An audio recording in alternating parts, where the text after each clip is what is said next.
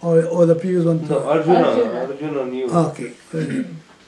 So let me read the previous paragraph so we can pick up the, the subject, the theme. This is, he said, by the time the Pandavas had become victorious, a lot of people had been lost. Arjuna's son, Abhimanyu, Draupadi's 5 sons, Bhishma, Drona, Duryodhana, and all his brothers, Karna, and so many others. Thus, a lot of destruction had been done, and Arjuna was very sad. He then asked Krishna to teach him again. Arjuna might have said something like, before the war began, long ago, before all the fireworks, we had a dialogue. It was wonderful. Please teach me again because I have forgotten the words. Perhaps the message is still is with me still, but the words are gone. Krishna replied that although he could not repeat the teaching verbatim, he could go over what he had taught him previously. Thus, there is one more Gita called Uttara Gita, meaning a subsequent Gita. That's what we left off, isn't it? Yeah. Now let's see why, Swami Dayananda says that Arjuna needed to be taught again. Right? And this is something interesting because, we have satsang, we listen to the teaching. And at the moment of teaching, it seems like things kind of gel, say, hey, good, yeah, I go, that's right, fine. But then, after the satsang is over, the following day, the rest of the week, and so on, then there seems to be something that happens, like a veil comes and clouds what we discussed. So here, Arjuna is asking again. He said, "Well, what do you teach me? Come on." So Arjuna, Lord Krishna is going to do the repeat thing. But even though the words might be different, because he cannot repeat the words identical, Fine. but the vision is the same. The vision is the same from a different perspective, different angle, like that. But the vision will be unfolded again with a different perspective. So, but let's see what Swami Dayananda is about. Okay.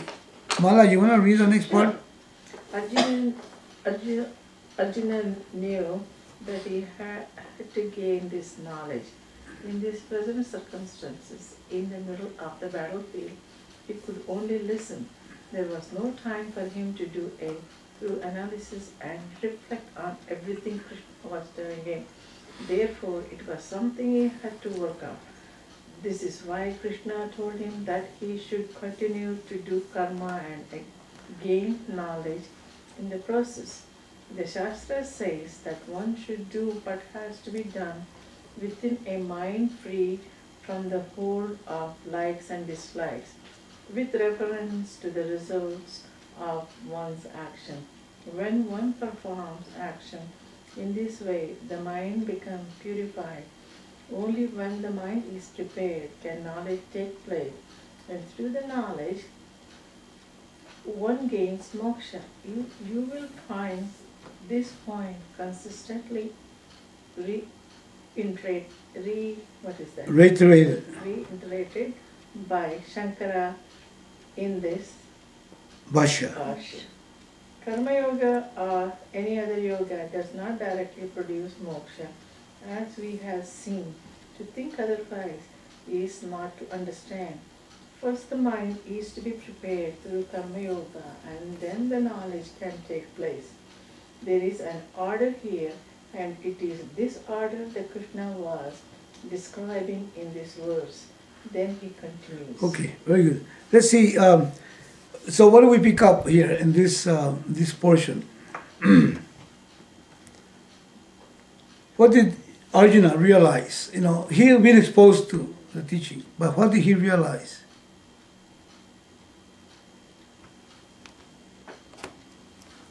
Like there was no thorough analysis in the first time, so he wants to work out more. Right, but he realized something. What did he realize? It's right in the first sentence. Gain knowledge. He says, "I gotta get this knowledge." Now, if he had that realization, in other words, he came to think, wait a minute, I gotta have that knowledge.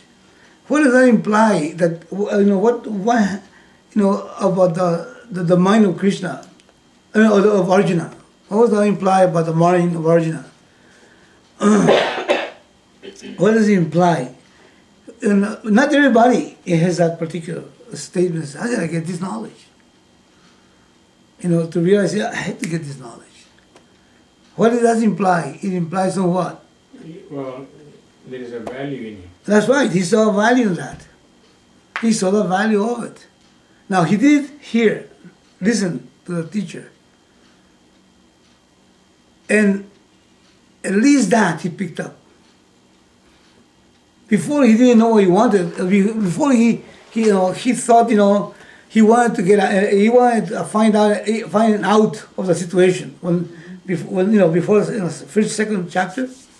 He wanted an out of the situation. Tell me what's the best of what? Of fighting here or running away, going over here and going to meditate and all that. That was his original quest. He was trying to find a way to go to the mountains and meditate.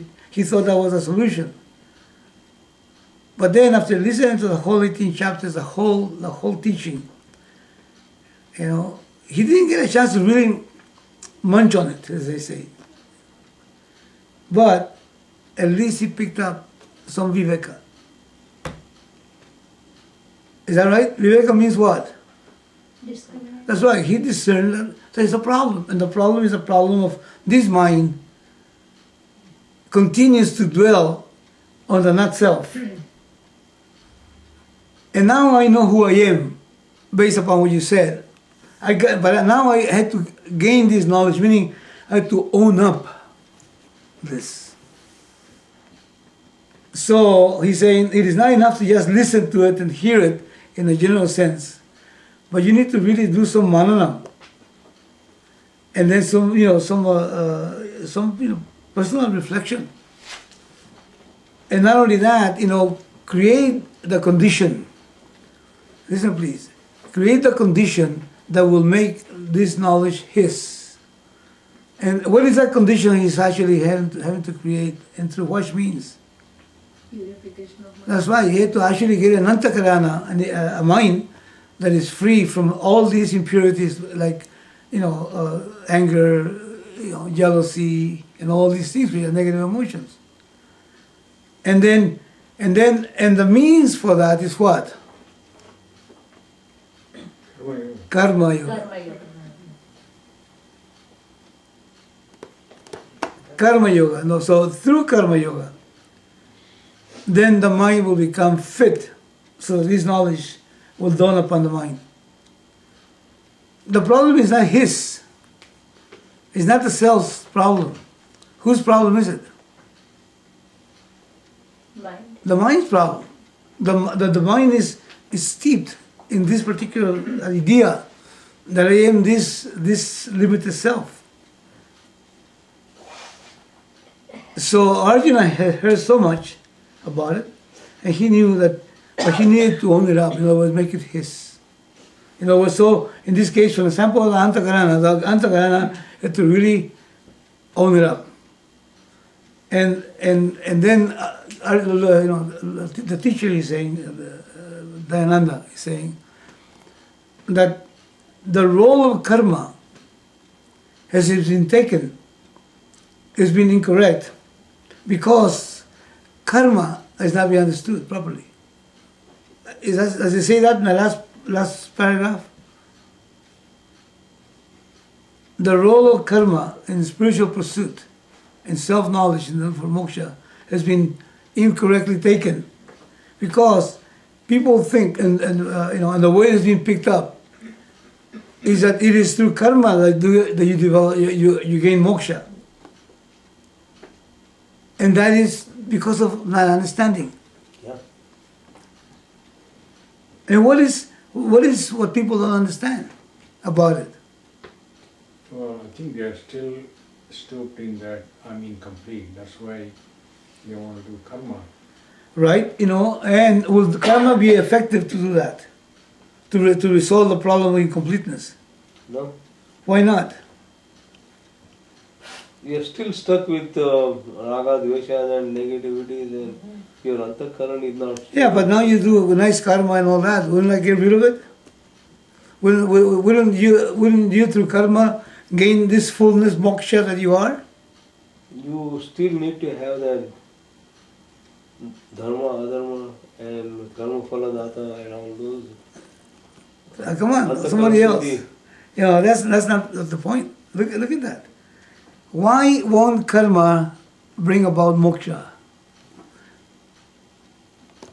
Why is Because we there? have still that doer. No, because karma is within the realm of time, space, situation, Yeah. time, and so the karma is by nature what? Limited or unlimited? Limited.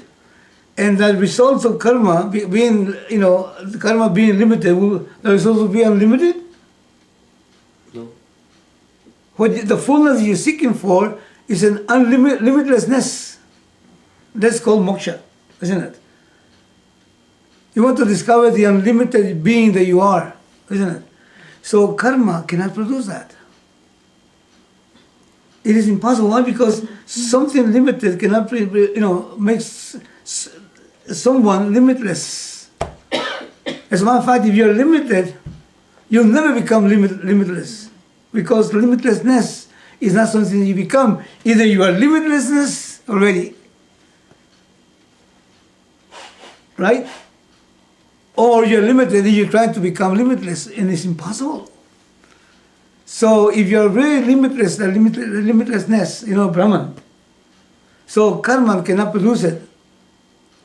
So the problem then is not a matter of doing something, it's a matter of what? Awareness. Of knowing something, that's correct, self-knowledge. But self-knowledge cannot occur in a mind that is riddled by raga dveshas, as you say. Raga dveshas means likes and dislikes. And then, and that brings about anger, krodha, moha, and all those things that Lord Krishna talks about. So karma yoga is a means it's a secondary means to purify the antakarana, the mind, from these negative emotions, so that the fact that you are limitlessness itself can become available for this mind. Not that you're going to become limitlessness or Brahman. You're not going to become the self, you are the self. So karma is an inadequate, inappropriate means for self-knowledge. It can't work. It's not the appropriate means. It's the same thing as you're trying to boil water on a paper cup. It's never going to happen. It's an impossibility, because the nature of yourself is already fullness, and it is not something you're going to create or transform or anything. And karma can only transform or produce something that was not there before. So the problem is a problem of avidya. Avidya means ignorance. And the only solution for avidya is vidya, atma vidya, jnanam. This has to be thoroughly understood. And Lord Krishna unfolded that to Arjuna. But then,